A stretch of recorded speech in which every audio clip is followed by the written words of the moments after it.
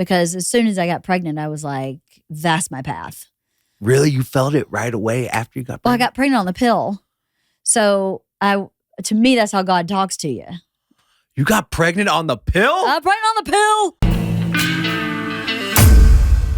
It was always hard for me to break up with someone. Like, it was really hard for me to break up with my only girlfriend, Jill. It was? Yeah. Why? Because she loved me so much, but we were just gaslighting each other, so it wasn't like kind of real love. Right. So it was just like, oh no. Why do you think she didn't break up with you? Because I don't know. If you were just gaslighting each other. I think she didn't break up with me because she liked the idea of my life, and she didn't actually like the life that, of me being away all the time. Yeah.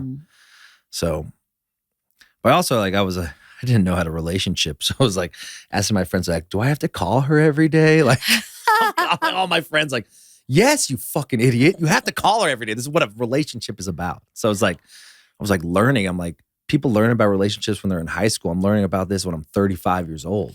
Well, here's the gift of that, right? Yeah. The gift of that is you should know yourself a lot better than you did in high school. Yeah. So a lot of what people I don't think do enough of is to ask questions, right?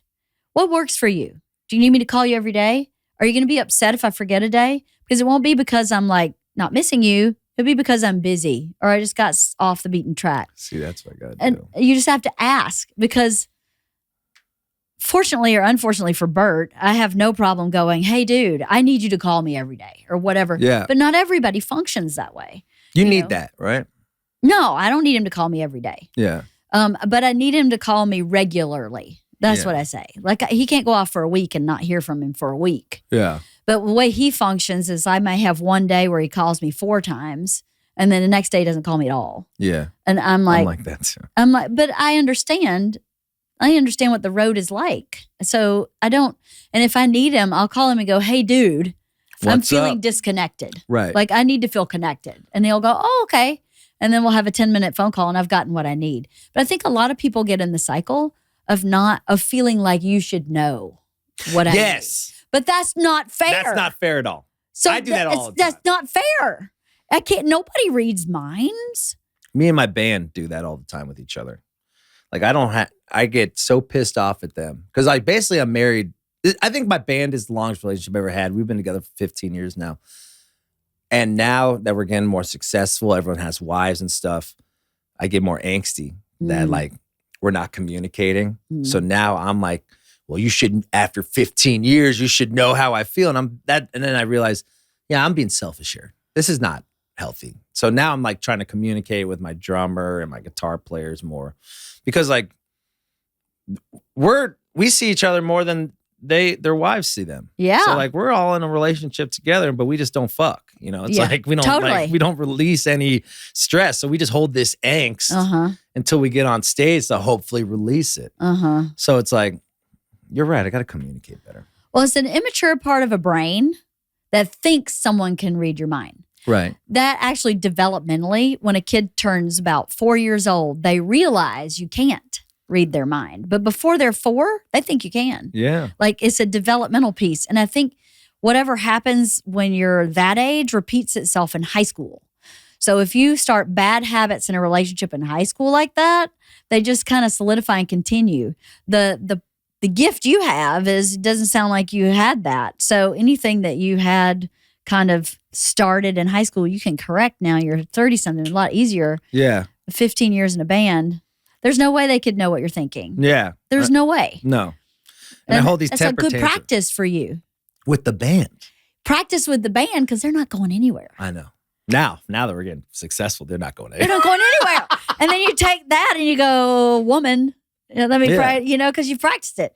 I think, this is like a big therapy. I fucking love you, man. It's like a big, I needed this. Because like I realized I couldn't be sad when I was a kid because every time I was sad, my parents were like, what are you sad about? We got everything we need. Oh. So I kept my sadness inside. They were angst deniers. And I was talking to my sister about this too. Like we weren't allowed to be sad.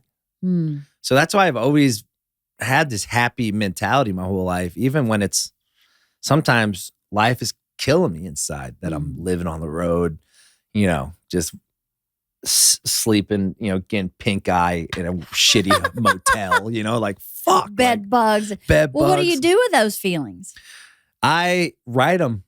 Okay. And I write them in a notebook. Like even like when I was scared of flying, I would write these like just in case I died letters.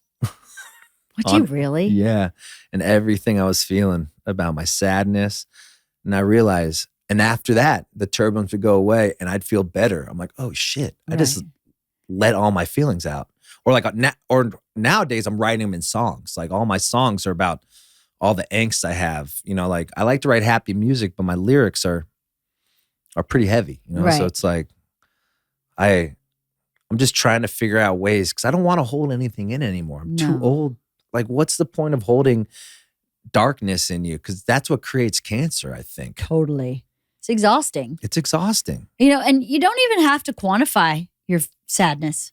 Yeah. Just identifying it and being in it.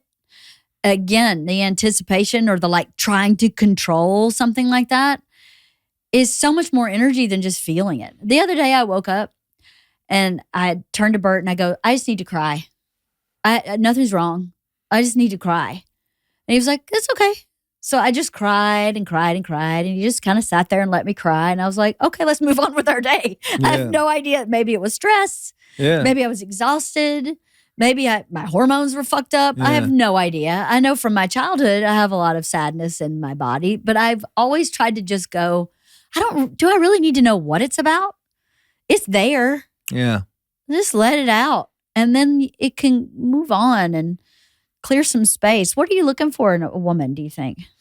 I'm concerned because I'm concerned in a good way because I think you are the biggest catch. I think you're so awesome that I think any girl would be so lucky. You know who I'm looking for? Victoria. You're looking for Victoria? I have the biggest She's pretty great. She's pretty great. She'll chew me up though. I don't know. Victoria has a sneaky soft spot. Yeah. I don't think she wants anybody to see it, Victoria, if you're watching. I see it. I see it in her. Because I talk to her a lot. Like, yeah. I'll watch her with big old NHL players. I'm like, I could be funnier than that.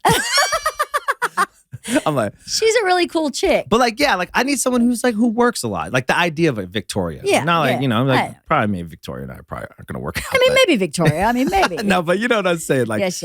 I need someone who can work and who understands that I am obsessed with working. Uh-huh. It's not that I'm abandoning you. Mm-hmm. I just love filling my life with stuff every day. So I feel fulfilled when I go to bed because I don't want to wake up when I'm 76, 80, whenever, and realize I didn't take advantage of this awesome, unique experience called life. Totally. And I just always was like that. And I'm like, don't get me wrong, I hook up, I have one night stands. No.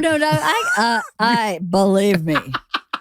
I figured that one out. But there's that saying, the oak and the elm grow not in each other's shadow, right? Yeah. So you're looking for an oak to your elm. Yeah. You're just looking for someone who has their own life, who has their own career, who could maybe do it while traveling. Yeah. So they could travel with you some. Yeah, totally. And then not some. And I just don't want to be judged for working a lot. Well, that is the key, isn't it? You have to find someone who's a real partner in your path, right? Yeah. So someone who gets what you're trying to do. Right. And supports it. Yeah. How long did it take for you to get what Bert was trying to do? I understood it right away. Right away. Well, I was a writer. Yeah, you're doing the same thing. And I was he had like a big bump in his career before I met him, and he was in a big lull when I met him. He was just trying to rebuild some stuff. And so at the time I met him, I was actually doing better than he was as a writer. So I kind of got it. And then when we got pregnant, I was like, I can't halfway mom. And so we're going to just hitch up to your wagon entirely, and I'll hitch back up to mine later. Is he a jealous guy? Is he jealous? Like if you're getting more successful than him? That's a funny question. I don't know. I never have been. Yeah. He was really proud of me when we were first dating, like really impressed and really proud because I had like a deal at Showtime to write something. And then Sony Pictures had reached out to me to develop a novel into a screenplay. So I had like stuff coming my way. Right. I already had a film that got made, and he was really impressed. But I don't know. When he was in that lull. What's that? When he was in a lull? No. He was really impressed with me. That's when we were first dating. Oh, wow. So I don't know what would have happened if I would have at some point gotten more successful. But that was never in my cards for me. Yeah. Because as soon as I got pregnant, I was like, that's my path.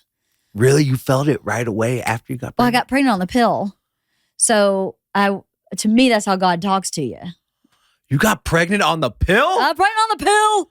That's actually dope. It is kind of dope. Because like it took all doubt away from me. It took all doubt that this was an accident.